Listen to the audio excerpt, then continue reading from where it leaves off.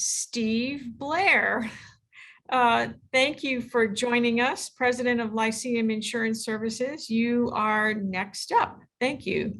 Hi, everybody, and I'm happy to announce that my office, we're opening a consulting office in Arlington starting October 1st. So as we grow, our presence has to grow around the area so we can better serve our clients. And I'm happy to say that we'll be opening a consulting office in Arlington instead of just driving there most of the week. So we're pretty excited and happy about that. How many square feet is that? I'm not No, sure. you don't have to answer that question. Several offices, so we're pretty excited. Thank you. So we're happy to be coming down. My name is Steve Blair, and I'm the president of Lyceum Insurance Services. And somehow I feel like we should change our name a little bit from insurance services to something else, because it seems like with COVID, we've become a 50-year-old startup company. And where our company helps our clients primarily, obviously, is in the areas of employee benefits.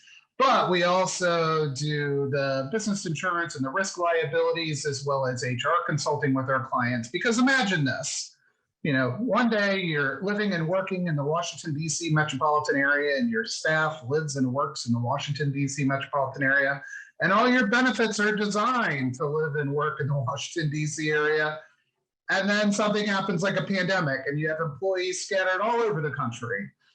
And imagine that you're running your business, and all of a sudden you get a letter from the state of New York that says, by the way, you've had an employee working in New York, and now you owe us a fee plus penalties because you did not enroll your employee in the state-mandated disability program that you didn't even know you had to enroll in because you don't do business in New York typically.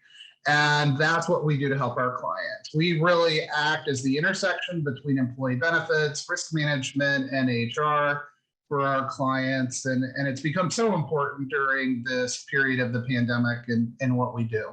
I'm very pleased to have the opportunity to introduce the next panel, Leading by Example, the role of leaders in the return to the office. What a great topic for everything that's happening. I'm really happy to be able to kick this panel off. And with that, Greg, how about it? Wonderful. Thanks, Steve. I really appreciate it. So yeah, I'm looking forward to moderating this panel. We've got some great participants here who will be joining as we speak here. And so, we're gonna talk a bit. So the name of the panel is Leading by Example. We've got Shaunte Eldridge from Amazon Web Services, Nancy Green from Aveus, and Leon Scioscia from Workhouse Arts Center. And we're going to talk about a few things here. I'm going to have everybody introduce themselves and their roles as well. But to begin our final panel of the day, we're going to talk about leading by example and the role that leadership plays in building the future workforce and the future of work. To get things started, we'll go around the panel here, and what I'd love if you could introduce yourself and what you do, as well as answer the question, what's the biggest leadership lesson you've learned so far from the pandemic? And Shaunte, we'll start with you. Wonderful. Well, thank you so much for having us today, and hopefully you guys can hear me okay. So my name is Shaunte Eldridge. I'm an executive government advisor with Amazon Web Services. And so if you're not familiar with Amazon, we're a part of Amazon, like everybody knows about Prime. And my role is to really work with our government leaders, and that could be the CIO, the CFO, the chief of staff, the elected official, and helping them create new, different technologies that are really going to improve how they deliver services to their constituents. And the one thing I learned during the pandemic through leadership is, as you can imagine, we got very busy at Amazon Web Services, AWS, when the pandemic hit, because governments realized, oh no, my website crashed. I have no call center, and my entire staff, the entire staff just went home. And all the records are physically in this office. And so I was doing a lot, and because I had 23 years prior government experience, I kind of knew how to maneuver that situation. And I was taking on everything. And I'm a builder. So every gap I saw, I was like, oh, I can fix that. Oh, let me go talk to that person. Let me help and see if I can do that. And by 8 months in, I was burnt. And I tell people all the time, I think I worked more during the pandemic than I did when I was in government, because I was getting up at 7, putting on my work pajamas, and I would turn around and it's 9 o'clock at night. And thank goodness I had a very supportive spouse, but I was like, did the kid get fed? Did the dog get fed? And I realized I can't do that. So my leadership lesson was, you have to take time for yourself, and you can't do everything. Wonderful. Thank you. Nancy, how about you? Sure. Hi, Nancy Green again. Thanks for inviting me. I'm a senior vice president at Aveus, which is a division of MedDecision, which is a care management platform, and who is owned by HCSC. So really large parent company. Aveus is a small boutique consulting company in healthcare around customer experience, strategy consulting, and making sure that the businesses in this fast changing healthcare world can really survive and thrive. My background is in healthcare. My background is in the consulting and digital technology space. So it's been a fun ride. I actually came to the company in the midst of the pandemic year. So I was on my own as an independent. So that was different. What have I learned for leadership? Probably a little bit like Shaunte, trying to do too much. But I think for me, it was more looking around and making sure that I was empathetic to the different things that were happening. I think we kind of just have a tendency to you're on a call, you just go and you just get business going. And then I just really learned to just listen and listen to what was going on and be able to pick things up from folks that someone might not be doing so well. And these were not just my direct reports. These were direct reports of the team members across the globe. So I would say that. So resilience, adaptability, empathy are the leadership things that I really kind of stood out for me in the last year or so. Wonderful. Leon, how about you? Thank you, Greg. Good afternoon, everyone. I'm Leon Shoshore. I'm the president and CEO of the Workhouse Art Center. And for those of you who don't know anything about us, we're housed in the former Workhouse prison facility of the DC Correctional Complex in Loudoun, Virginia. The Workhouse opened in 1920, and when it closed in 2001, the facility was transformed into an art center. Now, I've only been here for about 6 weeks, but for the last 7 years, and for most of the pandemic, I was the executive vice president at the Strathmore Hall Foundation in North Bethesda. And for those of you who don't know about Strathmore, it is a multidisciplinary art center and presenting organization. So for me, during this pandemic, and because I work in the nonprofit culture realm, I would say that the biggest leadership lesson that I've learned so far is that I'm so happy when Friday rolls around, because that means I only have 2 more days in the work week to work. We work so much in this nonprofit environment that I think the thing that I've come to realize is that, especially during the pandemic, cross-departmental training is really essential in order for us to survive. We have such a limited staff, and we have had so many staff have to be laid off, that cross-departmental training is very important for us now, and I think in the future as well. Thank you. Yeah, good to have everybody introduce themselves here. So I'll start, and Shaunte, I'll start again with you. First question to everybody. The name of this panel is Leading by Example. So, what does leading by example mean to you? And I'll kind of throw in one other follow-up if you want to answer this as well, has leading by example changed, by its very nature of not everyone being physically present and everything as well? For me, leading by example has changed, but not because of the pandemic. It's because I got older. How I used to interact with my colleagues or staff has definitely changed now that I'm knocking on a half a century. And I think leading by example also, you have to take bits and pieces from the different leaders you're engaging. And I think sometimes we try to emulate, oh, they're a great leader, let me do that. Contrary to what people think, I'm an actual introvert. Now, I'm an introvert that presents as an extrovert, but I may not be able to lead in the same way that someone who has a different personality than me. And so, but what I'm looking at when I'm leading by example, am I treating people fairly? Am I treating people with kindness? am I recognizing those subtle cues that the people I'm around that something's not right? And I also want to talk about leading by example isn't always just the person at the top. Again, something I realized later in my career, there are lots of leaders out there. Not everyone is the manager or the CEO. And so you can also lead by example of not only yourself, making sure that you're treating people, but even if you're not a manager or a CEO, you can still be a leader. Wonderful.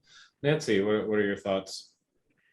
Completely agree with Shaunte. Again, I think leading by example has always been, just early career. Watch me. I'll do it. I'll lead by the front, lead from the front, and I still do that. I am an extrovert, and I present myself as an extrovert. My husband is an introvert, so I completely understand. So for me, you had asked a little different twist on it, right, Greg, and has it changed? And I think leading has changed a little bit in the pandemic because you really have to look at things a little differently. And I was speaking with someone this morning about this exact question, and that you have to do things a little differently when you're so remote. I have never had a problem. I've been on the road and doing things for years, never had a problem working remotely. There are a lot that have. And the leaders in those organizations, like Shaunte said, kind of bubbled up to the top that were the cheerleaders and the, really worried about their teammates. And we just worked with them to show them as leaders and show the work that they're doing and the positivity that they're working on, even though not everything was positive. So for me, it's, leading by example, leading from the front, but really adding that empathy. I can't kind of overuse that word probably, but it's important. It's important to be empathetic, to understand. Thanks. Leon, what are your thoughts? Yeah, for me, leading by example means, and to paraphrase an old saying, you have to walk the walk and talk the talk. At Strathmore, at the height of, or the start of the pandemic, we were forced to lay off a quarter of our staff. We furloughed additional staff, and the rest of us who remained there took pretty substantial pay cuts because arts institutions were some of the first businesses to close and are still some of the last ones to truly reopen. So we were forced to make some really difficult personnel decisions. There was no earned income coming in and little, if none, non-earned income being realized. So leading by example for me is, or in this case, leading out of necessity, forced me as an arts institution leader to wear many different operational hats. As a result of this, I was able, I think, to convey to the remaining colleagues on staff that there wasn't anything that I wasn't prepared to do in order to keep the organization open, keep it vital, keep it relevant. For example, I took on, additional business office functions. I processed unemployment claims. I worked on CARES Act funding applications.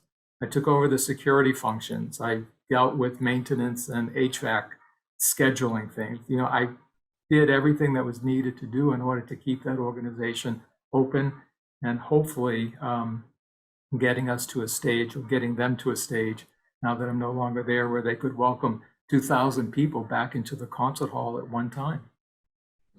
Yeah. Great. So next question, I'll change up the order here a little bit. Nancy, if you don't mind taking this one first. Sure. So, this term was already mentioned today, but many people are calling this the Great Resignation. So many workers are either changing jobs or considering changing jobs, and for a lot of reasons. It's not necessarily even dissatisfaction with their actual job. It could be lots of personal reasons or just kind of rethinking things. How does a leader preempt a resignation or just respond to this general kind of era that we're in right now? Yeah, I don't know how much you can preempt it. I think you can watch for it, but interesting, in the med decision world, it's a technical world, so it's a little, we haven't seen too much of the Great Resignation kind of hitting us, because it's normally a little bit higher paid and it's a very technical type of job. But what I can tell you is that the employee base has it's a different issue. My cat just come to spend some time with us. is really about that their job has to mean something. If I'm going to do this, it has to mean something. Am I doing something in the right, the right way? They're just very intentional about what they're doing. So it's not that that this whole world is going to resign and change. Their priorities may change. I think one of the things I read earlier this week was something like mostly a huge percentage of the Gen Z don't want to go to work in a traditional world. They want to work by themselves and be self-employed. And that really changes the landscape completely. It's not their parents or grandparents workforce any longer. There's no pensions to take care of them for life. They're coming into this of I want it to make a difference, and I want to be able to make my own money and be the boss of myself. Yeah, great. Shonte, what are your thoughts here? Yeah, I think the first thing I would think of is when a leader is looking at their workforce, recognize and accept some people just might not want to work for you, and that's okay. You know what I mean? So don't take it personal. It's just what's going to happen. But I think there's two things that they should also be looking at. One, we are recognizing during this great resignation that some people are leaving because they're not fulfilled in their job. And so I think leaders need to look at, what am I offering? Because, again, I came from government. We always can't offer money, especially if it's a small startup or a smaller company. But what are those things that we can do to make our employees feel better about the work they're doing? Again, I'm not talking about pizza parties, right? Maybe you have a lot of, Nancy brought up the younger generations want to be more philanthropic. So can we do something where we're giving back to community, because that's going to make people feel whole? And I think the other thing that we're going to have to do as leaders is also look at the rules that we were creating, as Nancy said, for our grandparents and their grandparents. We always understood, again, I'm not going to talk about my age, but you go to work, you drive down wherever you're going to go, you sit in 45 minutes of traffic, you work in a building, you sit in an hour and a half to get home if you're in the DMV area, and that's just life. Well, we need to really rethink that. I'm working with a lot of customers that call center does not have to be in brick and mortar anymore. Those rules can change. I come from AWS. There is technology that is going to enable people to be remote. So although we are ingrained to thinking people have to function and have a workforce or a environment that looks like this, as leaders, we need to sometimes take a step back and say, do they really have to come in? Can I do flex schedules where I have working moms and dads where maybe they rather work 10 to 7 and not 9 to 5? So I think as leaders, again, as Nancy said, I don't think we can head off the Great Resignation, but we can definitely look at what we're doing to make sure that the people that we do have working for us that do want to be there are having a great experience. Right. Leon, what are your thoughts here? For us here in the cultural sector, I'm going to expand upon this Great Resignation term a little bit and say it's also been a great layoff and now a great rehire. The pandemic is receding for our cultural entities. Patrons are returning to performances, albeit with restrictions such as wearing face masks when you're in the performance hall, maybe even having to show proof of a COVID test. And while that's a positive step in the right direction for our industry, we have to gear back up with the necessary support personnel. We laid off the ushers, the ticket takers, the backstage production technicians, maintenance personnel, housekeeping staff, and they're hopefully working. They got a job somewhere else, so we're not going to be able to rehire those same exact people that we had to lay off, and that's a challenge for us in terms of retraining. So we have to, as art leaders, I think we have to find a way to shape the culture of a new team, help bring clarity to what it is that we need to do to welcome thousands of people to come back into our performance halls. And I think this new team culture can and should help our institutions achieve a revised mission.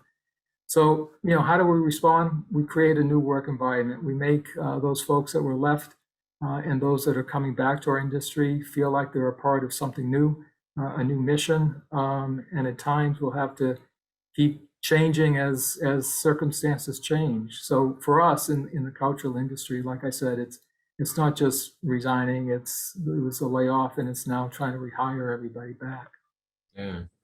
Well, and to kind of follow up on the last point that you touched on there, it's, there's been a lot of work, I think, to change and to adapt to the current different state of being, right? So, we were going along, and there's always change in business, but things sort of had their flow, and then all of a sudden we had this massive change.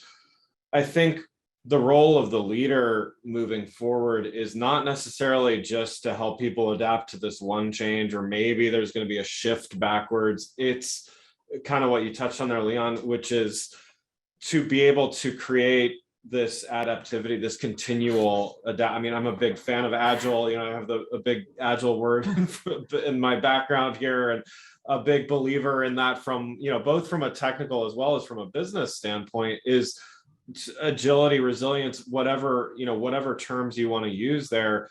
It's not about changing once, it's about anticipating and teaching others how to do that as well. So I guess my question, and Shonte, I'll start with you here, is how does a leader, most leaders have been through a lot of different things and have learned some of those skills. How do you pass that on to the rest of your team to help them change and adapt as well? I was just on a call with some internal colleagues, and one of my peers recommended something, and I was like, man, that's ingenious. When he has his staff meetings, he is not his one-on-ones with each of his members of his team. He does not ask them about what they're working on. He goes, we have all those other mechanisms, right? I'm doing evaluations. We have quarterly business reviews. We may have weekly things. He goes, I'm already getting that information. At each one-on-one he has, which is either biweekly, he actually asks them, what do you want to work on as a leader? And how can I help you achieve that mission? And I thought that was amazing, because a lot of times we sometimes don't talk to our staff or even our peers until it's evaluation time. And in some cultures, you're only evaluating once a year. So you're never really asking your employees, how are you doing? And it's, again, not about work. How are you doing? How are you growing? And so I think having that one-on-one dialogue about leadership, the person that you're talking to will be able to pick up on how you're leading. And then you can also have some homework, because I always say it's not a me unless there's homework, but there's something that now that person is working on for themselves. So regardless if they stay with your company or not, you're then still imparting some of your leadership qualities on them. But when I heard that, I was like, man, it's so simple. But he's right. We have so many ways to figure out the work's getting done. How about sometimes we just bring back humanity and have just a dialogue and a conversation? Yeah, that's great. Nancy, what are your thoughts on that? Yeah, I completely agree with that. That's a great idea. I think in the last probably several months, I've really seen it, where you have to build leadership teams with adaptable other leaders. Not everyone is adaptable, though. That they may have grown up in a world of going into an office and I'm taking care of a call center. How the heck do I do that remotely? And I don't know what to do or how to do it. So to Shonte's point, really listening to what can help them. I do some mentoring for women in healthcare, and a lot of times it's like, oh, you mean I can ask them that? Like, well, yeah. What other things could I do, or what other opportunities are there? So just to kind of keep your ear to the tone. I know for us, we've instituted team lunches, and we don't talk about work. You can't, once a month. And that's when we hear about, actually yesterday with one of the team members, her 10-year-old son was going to go ask a girl to be his girlfriend. And, it was just the funness of really learning about the team and their daily lives and the struggle that you have to go through, or the different things. So learning about that adaptability, how they're doing and what they're doing and what they want to do, I think is the key as well. We found several people who didn't particularly like the job they got put into because of changes, that they really wanted to go that way. And so that's to an earlier question, it's kind of preempting them leaving, because they really wanted to do something different. And you wouldn't have known that if you didn't just spend some time listening. Okay. Leon, what are your thoughts? Well, again, in our industry, I think the pandemic has shown that as leaders, we need to remain at all times flexible. For me, the key word is just flexibility. I believe cultural institutions are going to be confronting the lingering pandemic effects for a long, long time. Even with the federal CARES Act funding that we've received, it's still just a challenge We can't remain stable. We have to remain flexible. You know, our entity works upon a producing environment that basically relies upon having butts in seats. And if we don't have butts in seats, then you can't have that collective kind of artistic experience. And in order to have butts in seats, then you need to have workers physically in the facility in order to facilitate all of that. So, you know, we can't work from home. We've seen performances going virtual, but you don't have that collective experience when you're sitting with 2,000 people and you're all laughing or crying or talking about what you're seeing up on stage. It doesn't happen virtually for us. So again, I just go back to that word of flexibility. We have to figure out ways to weather the rest of this pandemic. You know, maybe look at some more interactive type of virtual performances, or maybe looking at some more outdoor type of performances, or doing smaller scale indoor performances with people sitting in pods, you know, 6 feet apart from each other. Whatever we have to do to remain vital and viable as an institution, then we'll do that if we're flexible. Well, I think we have time for maybe one or maybe two more questions, but I'll just put one out here, and I'll open this up to anybody who wants to answer. We've seen some high-profile companies, Amazon, Apple, others recently change their return to office plans, and even, you know, change from a specific date to an indeterminate one. What's your advice to leaders who are trying to, I guess, do a few things? I mean, one, make the right call on when to do that, but also to communicate. And, you know, there can be some anxiety with whether it's anxiety about actually returning to the office or perhaps the unknown. What advice would you have to leaders that are trying to navigate that? And Shonte, I'll put that to you. Since you mentioned my company, so yes, Amazon, you know, every couple of weeks we get a new, and I think we're in maybe January. I lost track. I'm a virtual employee anyway, so my commute is on a plane or a bus or a car or a train. But I think the one thing that you have to do, obviously, is communicate. And you're right, it's tricky times. I mean, I'm going to conferences right now, and sometimes I may have to get a COVID test. Sometimes I have to show my vaccination records. You know, you have people who don't want to do either. You know, so how do you make sure that they're still included? Do you still make them included? It's a tricky situation. Sometimes it's a legal situation. If anybody's been watching the news lately in the last couple of 24 hours, it's tricky and it's hard. I think smaller companies have maybe a different, you know, because they may only have 5 or 6 employees, so they could actually sit down with their employees and figure out what's going to work for them. Does everybody have to come back in the office? Sometimes, again, if you're a small company, you know, like Leon was saying, they have to be there. We have work that physically, like if you're producing a manufacturer, you physically have to be in the warehouse, or, you know, something of that nature. So I think the one thing that I would say is reach out to your colleagues that you have in the same industry and see what they're doing, because I guarantee your staff is talking to their colleagues in other companies as well. And so you never want to be like, well, you know, what about this other company? But I think again, it goes back to what I said before, really looking at what does make business sense. Does everybody have to come back in the office if your staff isn't comfortable? If they're not comfortable, find out what you could do to make the office environment more comfortable for them.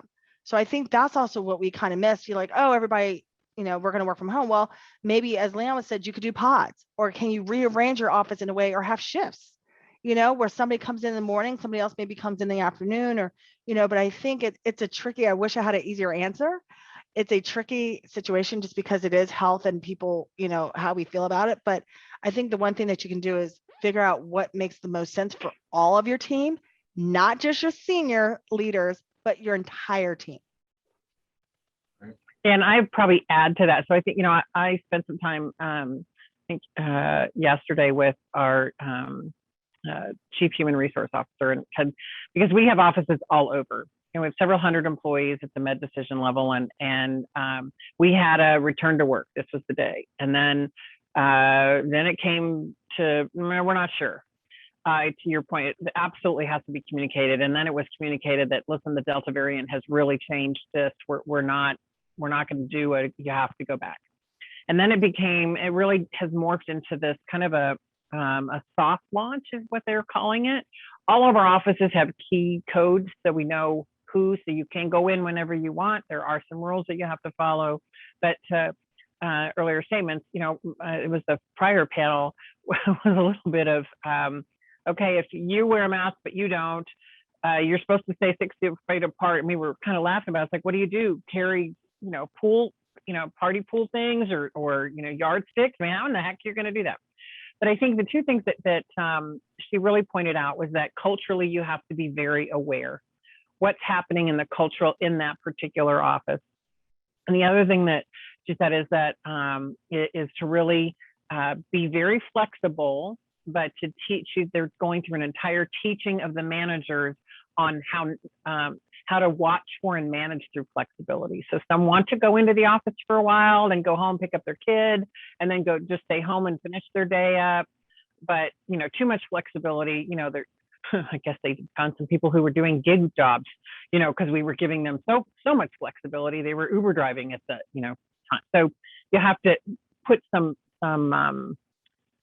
rules around it so that it makes sense. I think is probably the best thing that she was talking about, was really looking at, you have to be able to provide the flexibility for them to be able to do what they need to do. I think that I would agree with my two panel colleagues here. And I would further say that, you have to do what is right for your particular institution, your particular business model.